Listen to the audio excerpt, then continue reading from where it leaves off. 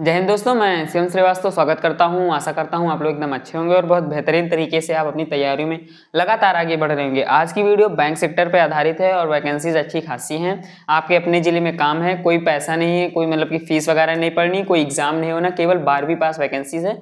तो वीडियो बहुत ही ध्यान से देखिएगा और अपडेटेड जॉब है, मतलब ये नहीं कोई फेक जॉब नहीं है, अपडेटेड जॉब है। रोजगार संगम पे अपडेट है, आप आराम से जाकर देख सकते हैं। नोटिफिकेशन में लिंक मिल जाएगा, डिस्क्रिप्शन बॉक्स में डिस्क्रिप्शन बॉक्स में नोटिफिकेशन का लिंक मिल जाएगा। लेकिन उससे पहले आप लोगों को ये वीडियो पूरी देखनी है। और हाँ, आप लोगों से रिक्वेस्ट है, अगर अभी तक आप लोगों ने चैनल को सब्सक्राइब नहीं किया तो कर लीजिएगा, क्योंकि ऐसी ही वीडियोज यहाँ पे आती रहती हैं। वीडियोस आने का मतलब ये नहीं कि सिर्फ वीडियोस डालते हैं, मैं विद प्रूफ वीडियोस डालता हूँ। और मैंने आज तक जितनी भी जॉब्स बताई हैं वो 100% सही थी।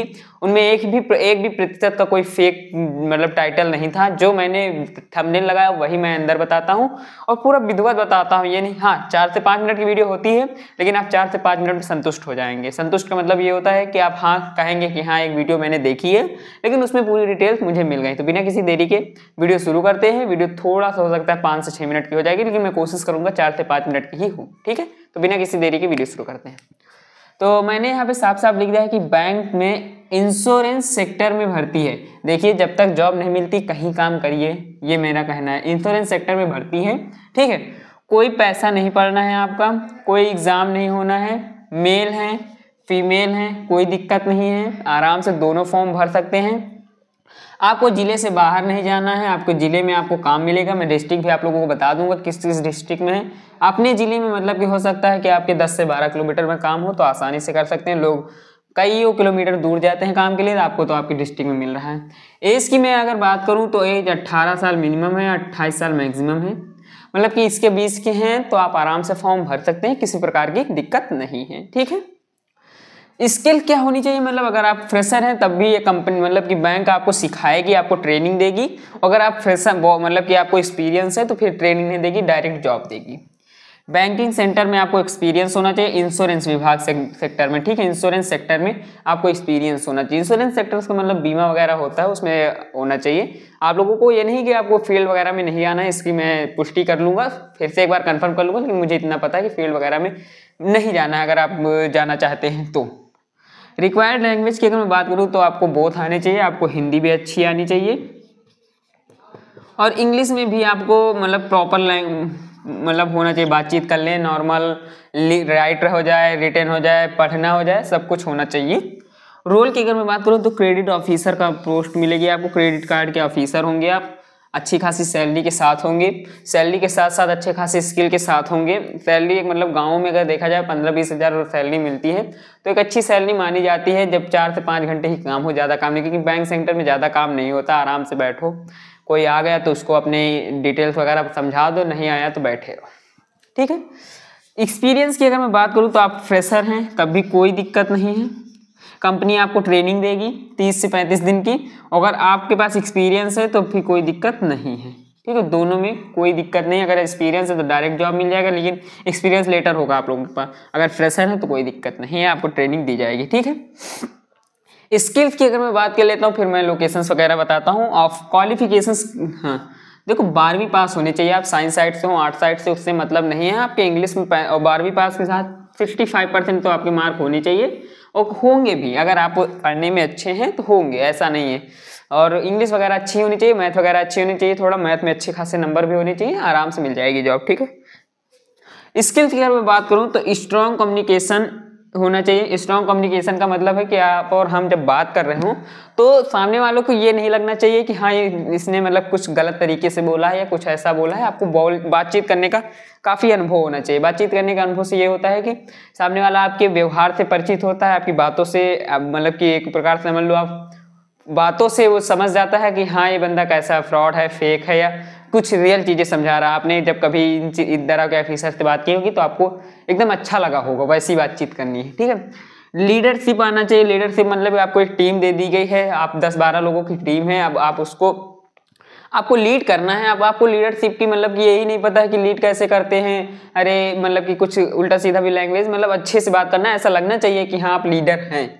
तो लीडरशिप का मतलब ये होता है कि 10-12 आदमी अगर आपको दे दिए गए कि हाँ फील्ड पे 10-12 आदमी उनको लीड करना है, तो आराम से आप लीड कर दीजिए। लीड का मतलब है उनको सजेशन दीजिए, सुझाव दीजिए, जहाँ दिक्कत हो रही है वहाँ उनके सॉल्वेशन भी करिए। ठीक है, इंटरपर्सनल स्किल, आपके स्किल्स डेवलप होने चाहिए, मतलब कि जिन चीज क्षेत्र में आप हैं उनके स्किल अच्छे होने चाहिए। आप जैसे कोई कह दिया है सर क्रेडिट कार्ड में दिक्कत हो रही है तो आप लैपटॉप ही नहीं ओपन कर पा रहे हैं, तो ऐसा कुछ नहीं होना चाहिए। अच्छे से मतलब आपकी स्किल्स डेवलप होनी चाहिए और अच्छा खासा नॉलेज भी होना चाहिए, ठीक है। अब बात आती है कैपेबिलिटी ऑफ हैंडलिंग वर्क, ठीक है। कैपेबिलिटी कभी कभी होता है कि फील्ड में जैसे आप लोग कोई काम कर रहे हैं, जैसे मान लो मैथ का सवाल हो गया, ठीक है, अब वो सॉल्व नहीं हो रहा, लगातार करे जा रहे इधर हो, तो वैसा ही कैपेबिलिटी होनी चाहिए। ये नहीं है कि 5-10 मिनट किए नहीं हमारे हटाओ नहीं करेंगे, ऐसा नहीं है। आपको उस चीज को अच्छे से गहन अध्ययन करना, उसके बाद आपको कैपेबिलिटी योग्यताएं होनी चाहिए। सॉल्वेशन होगा, आप अपने ऑफिसर से पूछिए, वो बताएंगे। ये नहीं जो आपको हैंडल करना है, जॉब मतलब कि हैंडल करना है, वर्क को छोड़ना नहीं है, ये बात यहाँ पे बोली है, ठीक है।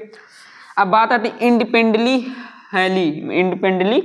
हैंडली है, मतलब कि आपको, हाँ ठीक, मतलब कि स्वतंत्र पूर्वक काम करना, इंडिपेंडेंटली करना। ये नहीं किसी का सहारा ले रहे हैं, किसी का सहारा ले रहे हो, कंपनी के बाहर का आदमी उसका सहारा लेने में कोई दिक्कत हो जाएगी तो आपके ऊपर आएगा। इसलिए आपको पूरा इंडिपेंडेंटली मतलब स्वतंत्र रूप से कार्य करना होगा। ये नहीं कि पर्सनल एकदम समझ लीजिए आप अकेले काम करें, भले ही टीम होगी पर आपको ये लगना चाहिए कि सिर्फ मुझे इस आदमी को टारगेट करना, मुझे फोकस करना है और सिर्फ काम करना है। मैं समझाने के लिए आप लोगों को बता रहा हूँ, मैं कोई ऑफिसर वगैरह नहीं हूँ, सिर्फ समझा रहा हूँ और ना ही मैं किसी प्रकार का, मैं एक स्टूडेंट हूँ और गवर्नमेंट एग्जाम्स की तैयारी भी कर रहा हूँ, ठीक। कंप्यूटर नॉलेज होना चाहिए, मैंने अभी बताया था कंप्यूटर नॉलेज की अगर मैं बात करूँ तो आप लोगों के पास MS ऑफिस का नॉलेज होना चाहिए, ठीक है। MS ऑफिस हो गया, एक्सेल हो गया, MS वर्ड हो गया, इनका अच्छा खासा आप लोगों का आपको नॉलेज होना चाहिए। MS वर्ड के बाद आप बेसिक कंप्यूटर का नॉलेज होना चाहिए। बेसिक कंप्यूटर आप लोग समझते होंगे क्या है। बेसिक कंप्यूटर में ऑन ऑफ हो गया, सिंपली वर्किंग हो गई, वो सब टाइपिंग वगैरह अच्छी खासी होनी चाहिए, ठीक है। तो इतना चीज़ आप लोगों को समझ में आ गया होगा। हाँ, अब बताते हैं कौन कौन से जिले हैं आप लोगों के। देखो जॉब लोकेशन की अगर मैं बात करूँ तो आप भदोही जानते होंगे, अगर आप भदोही के हैं। चंदौली हो गया, देवरिया हो गया, गाजीपुर हो गया, जौनपुर हो गया, कौशाम्बी हो गया, मऊ, मिर्जापुर, प्रतापगढ़, प्रयागराज, रायबरेली, सोनभद्र, सुल्तानपुर, वाराणसी, ठीक है। वाराणसी, इतना तो मैंने बता दिया है। अब ये जॉब्स आपको दिखेगी कहाँ, उसका भी लिंक डिस्क्रिप्शन बॉक्स में है, आप वहां से जाएंगे तो आप कहाँ पहुंचेंगे ये बता देता हूं। आप सीधे रोजगार संगम की वेबसाइट पर पहुंचेंगे, ठीक है। रोजगार संगम की वेबसाइट पर पहुंचेंगे। रोजगार संगम की वेबसाइट पर पहुंचेंगे तो आपको मैं बैंक का नाम भी बता देता हूँ कि कौन सी बैंक के अंदर आपको ये काम करने हैं। आपको बैंक का नाम है माइक्रो बैंकिंग, ठीक है। इसकी ब्रांच जहाँ जहाँ मैंने बताई है वहाँ वहाँ पे है, आप लोग जा सकते हैं और देख भी सकते हैं आप। और मतलब कि आप लोगों को जाना कहाँ ये भी मैं बता दूँ तो ये आप लोगों को समझ में आ गया। जो ब्रांच हेड होता है उसके पास आप लोगों को जाना है और ये ब्रांच हेड के पास जाकर आपको बात करनी होगी। और बात ऐसे करनी होगी जैसे मैंने अभी बताया है वैसे ही बात करनी होगी, क्योंकि वो लगे उसको कि हाँ ये बंदा एबिलिटी रखता है इस वैकेंसी के लिए, ठीक है। सैलरी की बात करूंगा, सैलरी भी मैं आप लोगों को बता देता हूँ जो कि इनकी वेबसाइट पे अपलोडेड है, उनके मतलब कि जो PDF वगैरह है उसमें है। अगर आपको PDF देखना है तो व्हाट्सएप चैनल पे PDF मिल जाएगा।